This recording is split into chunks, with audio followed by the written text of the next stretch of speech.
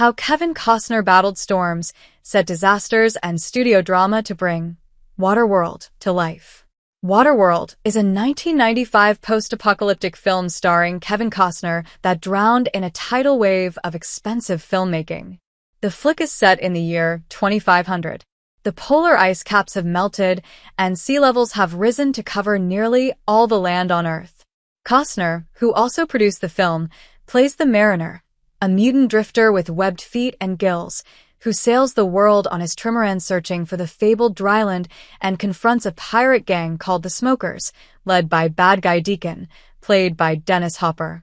Jean Triplehorn plays Helen, a woman who ends up traveling with the Mariner with her young charge Enola, played by Tina Majorino. As well as battling the Smokers at sea, Costner was constantly in conflict with the film's director, Kevin Reynolds, who eventually became so fed up that he left the film before it was done. Costner, who sank a reported $22 million of his own money into the production, finished the editing himself. Peeved Reynolds said, "Kevin Costner should only star in movies he directs. That way, he can work with his favorite actor and favorite director." But he wasn't mad forever because the twosome reunited almost 2 decades later for the History Channel miniseries Hatfields and McCoys. Famed surfer Laird Hamilton was Costner's double on several stunts and was once washed out to sea during a violent squall along with a slew of extras who nearly drowned. Seasickness plagued the cast and crew during filming, which was done primarily in Hawaii. Stunt coordinator Norman Howell suffered from compression sickness while shooting underwater and had to be flown by helicopter to a Honolulu hospital. He was back at work a few days later. On the first day of filming, Triplehorn and Majorino nearly drowned when a trimaran sank, while Costner was tied to the mast when the boat was once caught in a dangerous storm. Barefoot the whole time, Costner wore moleskin attached to the soles of his feet as protection against sharp objects and edges, but it didn't help when he almost drowned. The massive floating atoll set cost a cool $22 million, was 1/4 of a mile in circumference, and weighed more than 2.2 million pounds. Incredibly, neither the football stadium-sized set nor the 30 or so boats needed for lighting, makeup, cameras, catering, and costumes had lavatories. Filming had to stop while people were taken to a barge anchored near the shore to use the bathroom. The set used up all available steel in Hawaii, and more had to be flown in from California.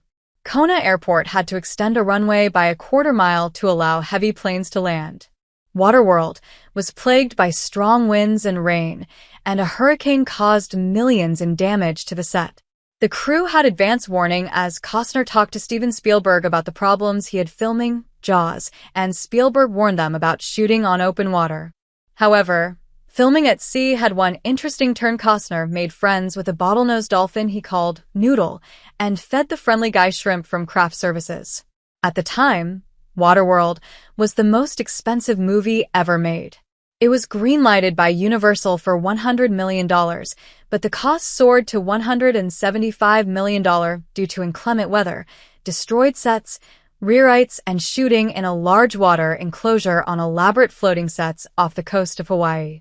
With the final cost topping a whopping $235 million, Waterworld took in $264 million at the box office, about half of which went to the theaters.